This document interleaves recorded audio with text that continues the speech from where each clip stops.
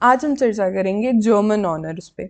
आपको एक बात की क्लैरिटी होनी चाहिए कि अगर आप किसी भी डिग्री को परस्यू कर रहे हो दिल्ली यूनिवर्सिटी से, तो उससे पहले आपको सीयूईटी के पेपर में अपीयर होना होगा, कॉमन यूनिवर्सिटी एंट्रेंस टेस्ट, जिसे हर साल नेशनल टेस्टिंग एजेंसी कंडक्ट करती है।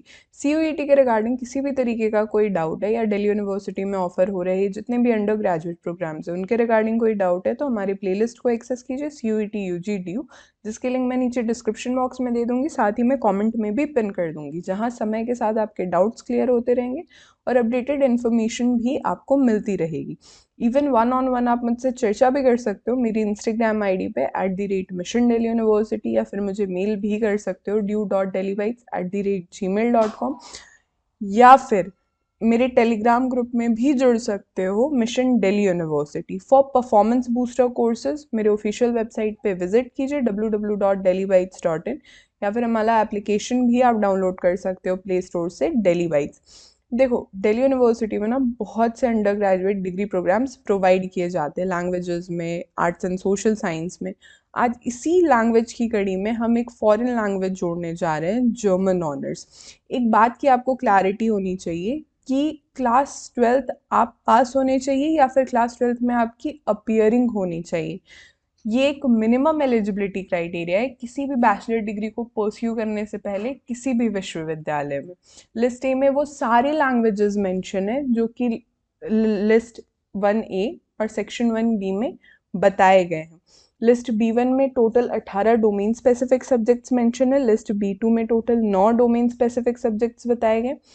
अब अगर आपको जर्मन ऑनर्स करना है तो उसके लिए आपको 2 कॉम्बिनेशन ऑफर किया जाता है। पहले कॉम्बिनेशन में क्या कहा जाता है कि आप जर्मन चूज करो लिस्ट ए से।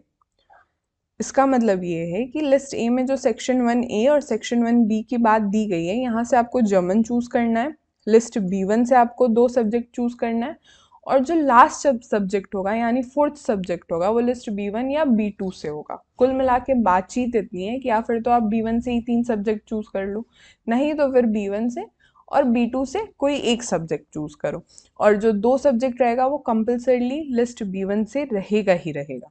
अब देखो, यहाँ पे दूसरा कॉम्बिनेशन अगर आप ऑप्ट करोगे तो उसमें क्या कहा जाता है कि कोई भी एक लैंग्वेज आपको लिस्ट ए से ऑप्ट करना है। इसका मतलब ये है कि ज़रूरी नहीं है कि जर्मन आपने अपने स्कूल टाइम में या फिर जर्मन की नॉलेज आपके पास हो ही। यहाँ पे दिल्ली यूनिवर्सिटी इस बात की लिवरेज प्रोवाइड करता है। तो कोई भी एक लैंग्वेज आप चूज कर लो लिस्ट ए से, फिर लिस्ट B1 से आप कोई भी 2 सब्जेक्ट ऑप्ट कीजिए, और जो चौथा सब्जेक्ट होगा वो लिस्ट B1 या B2 से ऑप्ट कीजिए। सो कुल मिला के जिस भी कॉम्बिनेशन को आप ऑप्ट करोगे उसमें जो भी आपके स्कोर होंगे उस बेसिस पे आपकी मेरिट बनेगी। एकमात्र कॉलेज जो कि ऑफर करता है वो है department of Germanic and romance study, जहाँ पे जर्मन ऑनर्स प्रोवाइड किया जाता है। पेपर स्ट्रक्चर पे चर्चा करें, लैंग्वेज और डोमेन स्पेसिफिक में टोटल आपको 35 to 40 क्वेश्चंस ही अटेम्प्ट करने हैं मैक्सिमम। हर एक सही आंसर पे आपकी 5 मार्क्स की इंक्रीमेंट होगी, हर एक गलत आंसर पे आपको 1 मार्क डिडक्ट हो जाएंगे। कोई भी मार्क्स डिडक्ट नहीं होगा अगर आपने क्वेश्चंस अटेम्प्ट नहीं करे हैं। अब जल्दी से मुझे कमेंट सेक्शन में बताइए किन किन बच्चों को जर्मन ऑनर्स करने में इंटरेस्ट है। This will be all for this lecture. हमारे सारे सोशल मीडिया के लिंक्स नीचे डिस्क्रिप्शन बॉक्स में अवेलेबल हैं। Do comment us, do subscribe mission Delhi university, powered by